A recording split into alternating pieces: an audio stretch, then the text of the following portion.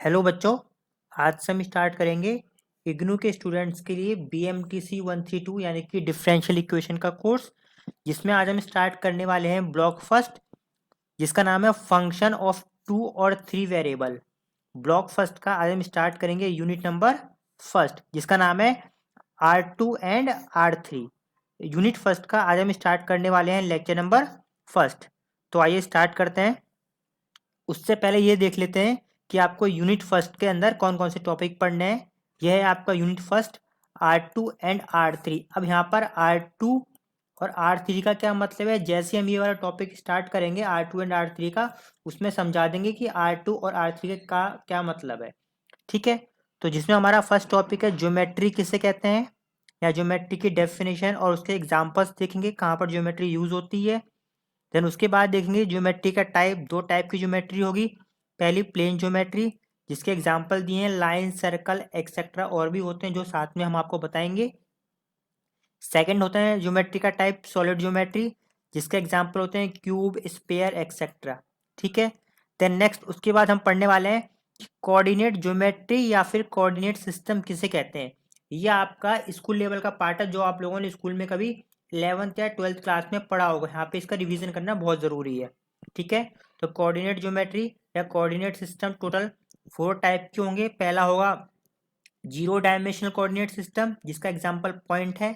Second है 1 dimensional coordinate system, जिसका example line है। देन सिमिलरली थर्ड होगा 2 डायमेंशनल कोऑर्डिनेट सिस्टम, और फोर्थ होगा 3 डायमेंशनल कोऑर्डिनेट सिस्टम। हम क्या करेंगे, इन चारों की डेफिनेशन और एग्जांपल देखेंगे। ठीक है, ये रिवीजन होगा आपके स्कूल लेवल का। देन नेक्स्ट होगा हमारे पास कोऑर्डिनेट सिस्टम किसे कहते हैं। ठीक है, ये आपका सिलेबस का पार्ट होगा, इसमें देखेंगे कोऑर्डिनेट सिस्टम की डेफिनेशन। तो कोऑर्डिनेट सिस्टम टोटल 3 टाइप के होंगे। पहला होगा कार्टेशियन कोऑर्डिनेट सिस्टम। तो यहाँ पे ध्यान रखना, आप पहले कोऑर्डिनेट सिस्टम की डेफिनेशन सीखेंगे, उसके एग्जाम्पल देखेंगे। ठीक है, उसके बाद उसका टाइप देखेंगे। तो पहला क्या है, कार्टेशियन कोऑर्डिनेट सिस्टम। सेकेंड होगा cylindrical coordinate system. Then third होगा स्पेरिकल कोऑर्डिनेट सिस्टम। ठीक है, देन नेक्स्ट इसके बाद हम क्या करेंगे, सबसे जो पहला वाला जो टाइप है कार्टेशियन कोऑर्डिनेट सिस्टम, उसके बारे में डिटेल में पढ़ने वाले हैं कि कार्टेशियन कोऑर्डिनेट सिस्टम किससे कहते हैं। इसके अंदर भी कई सारे टॉपिक है। जैसे फर्स्ट टॉपिक पढ़ेंगे एक्सिस, प्लेन और ऑक्टेन किसे कहते हैं। लोकेशन ऑफ पॉइंट, मतलब कार्टेशियन कोऑर्डिनेट सिस्टम में हम किसी पॉइंट की लोकेशन को कैसे ट्रेस कर सकते हैं या कैसे ड्रॉ कर सकते हैं। देन नेक्स्ट देखेंगे डायरेक्शन कोसाइन किसे कहते हैं। देन नेक्स्ट डायरेक्शन रेशियो किसे कहते हैं।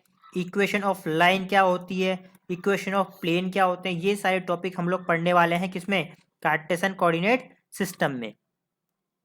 देन नेक्स्ट टॉपिक हमारा होगा कार्टेशियन, सिलेंड्रिकल और स्पेरिकल कोऑर्डिनेट सिस्टम। आप इसे सेपरेट पढ़ोगे अलग से कि कार्टेशियन कोऑर्डिनेट सिस्टम किसे कहते हैं। फिर उसके बाद आप देखोगे कि सिलेंड्रिकल और स्पेरिकल, टोटल 3 थे ना ये, यहाँ पे देखिए टोटल 3 थे, कार्टेशियन, सिलेंड्रिकल और स्पेरिकल।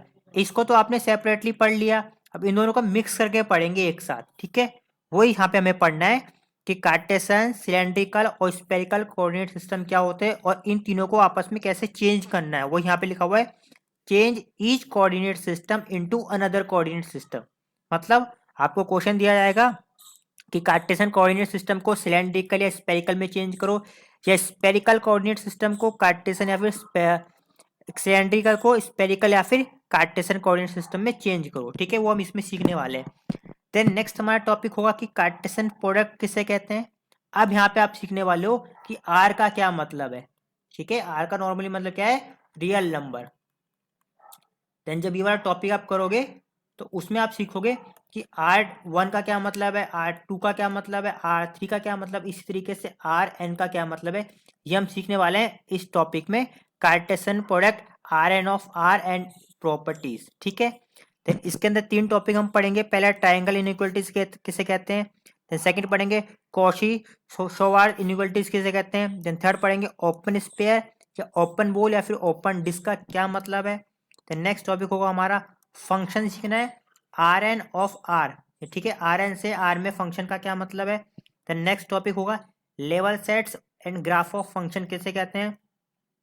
देन नेक्स्ट हमने आपको बताया था, आपकी जो इग्नू की बुक है उसकी सारी थ्योरी और सारे एग्जाम्पल और सारे एक्सरसाइज जैसे जैसे हम लेक्चर में बढ़ेंगे वैसे वैसे आपको साथ के साथ करवाते हुए चलेंगे। ठीक है, तो स्टार्ट करते हैं हमारा लेक्चर नंबर फर्स्ट, जिसका हमारा फर्स्ट टॉपिक है ज्योमेट्री किसे कहते हैं, ज्योमेट्री की डेफिनेशन और साथ में ज्योमेट्री के टाइप।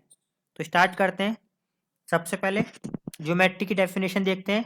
बहुत सिंपल सी डेफिनेशन है, geometry is a branch of mathematics where we study about shape and their property. मतलब ज्योमेट्री क्या है, ज्योमेट्री मैथमेटिक्स की वो एक ब्रांच है जिसमें हम शेप और उसकी प्रॉपर्टीज के बारे में स्टडी करते हैं।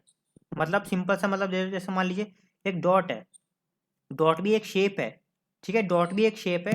तो डॉट के बारे में स्टडी करना किसके अंदर आता है, मैथमेटिक्स के ज्योमेट्री पार्ट के अंदर आता है। मान लीजिए आपने ये लाइन ड्रॉ कर दी, ठीक है, ये हॉरिजॉन्टल लाइन है, ये वर्टिकल लाइन है। तो इन लाइंस के बारे में स्टडी करना, लाइन भी एक टाइप की क्या है, शेप है। ठीक है, तो लाइन के बारे में स्टडी करना किस पार्ट में आता है, मैथमेटिक्स की ज्योमेट्री ब्रांच के अंदर आता है। अब मान लीजिए आपने यहाँ पे एक स्क्वायर ड्रॉ कर दिया, ठीक है, ये ट्राइंगल ड्रॉ कर दिया, फिर आपने मान लीजिए सर्कल ड्रॉ कर दिया। ठीक है, नेक्स्ट आपने मान लो रेक्टेंगल ड्रॉ कर दिया। ठीक है, आपने क्यूब ड्रॉ कर दिया, मान लीजिए डिफरेंट डिफरेंट शेप। ठीक है, आपने ये ड्रॉ कर दिया। तो ज्योमेट्री क्या है, ज्योमेट्री मैथ्स की वो ब्रांच है जिसमें हम डिफरेंट डिफरेंट शेप के बारे में पढ़ते हैं और उनकी प्रॉपर्टीज के बारे में पढ़ते हैं।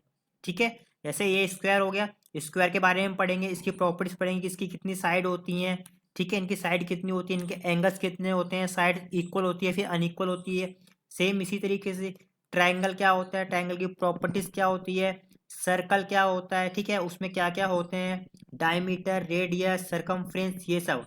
ठीक है, देन सिमिलरली रेक्टेंगल किसे कहते हैं, क्यूब किसे कहते हैं, इसी तरीके से बहुत सारी शेप होती है। तो सिंपल सा मतलब यही है कि ज्योमेट्री मैथ्स की वो ब्रांच है जिसमें हम डिफरेंट डिफरेंट शेप के बारे में और उनकी प्रॉपर्टीज के बारे में पढ़ते हैं, उसे हम बोलते हैं ज्योमेट्री।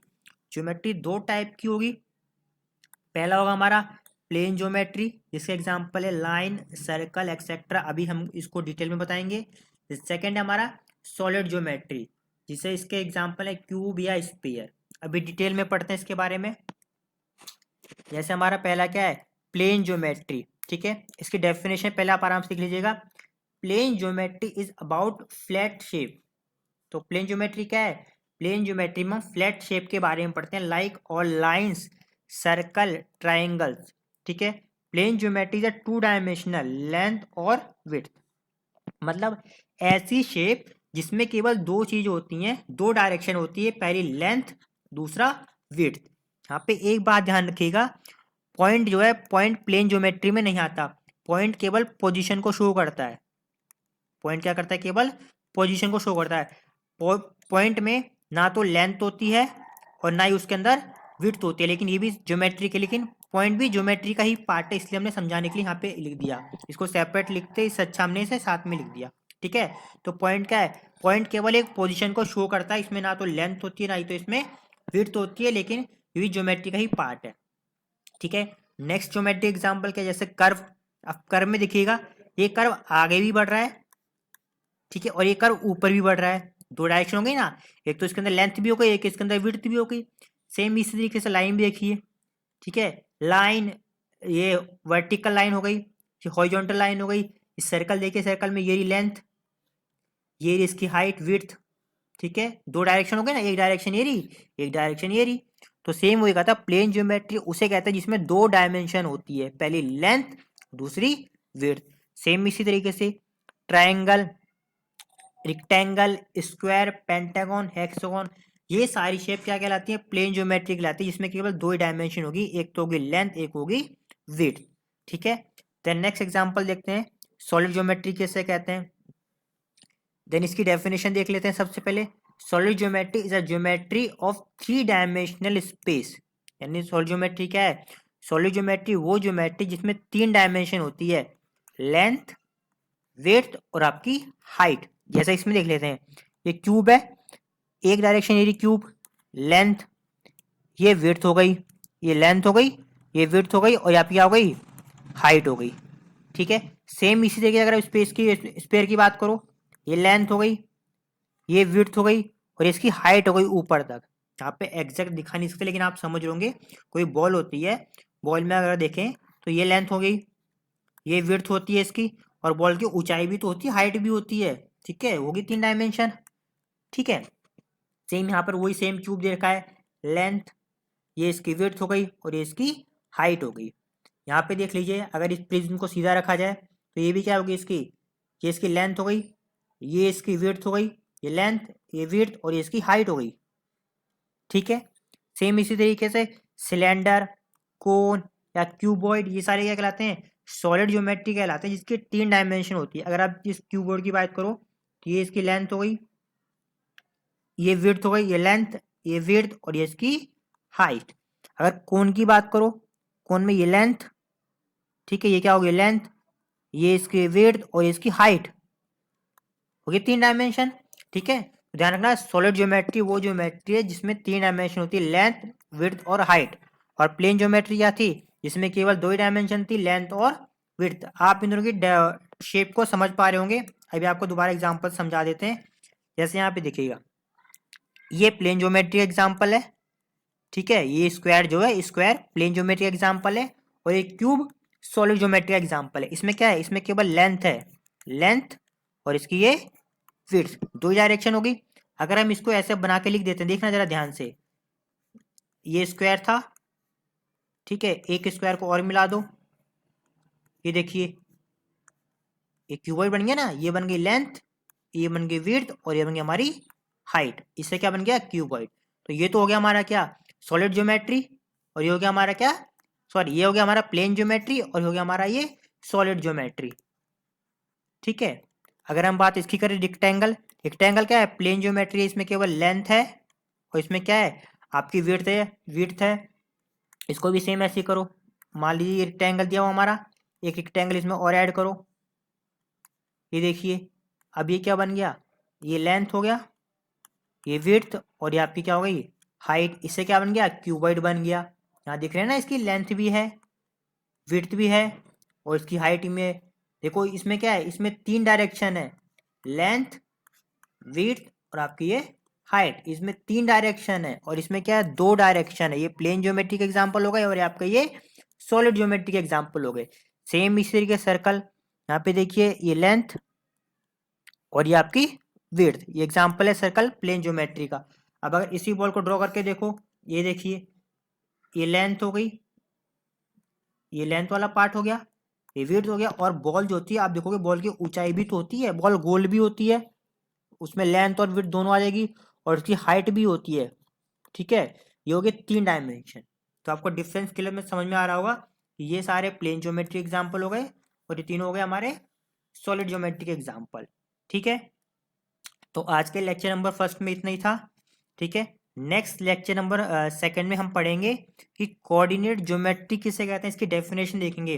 कोऑर्डिनेट ज्योमेट्री और कोऑर्डिनेट सिस्टम दोनों का मतलब एक ही है। ठीक है, इन दोनों की डेफिनेशन देखेंगे।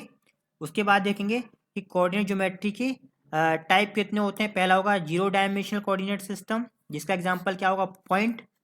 देन नेक्स्ट होगा हमारा 1 डायमेंशनल कोऑर्डिनेट सिस्टम किसे कहते हैं, जिसका एग्जाम्पल है लाइन।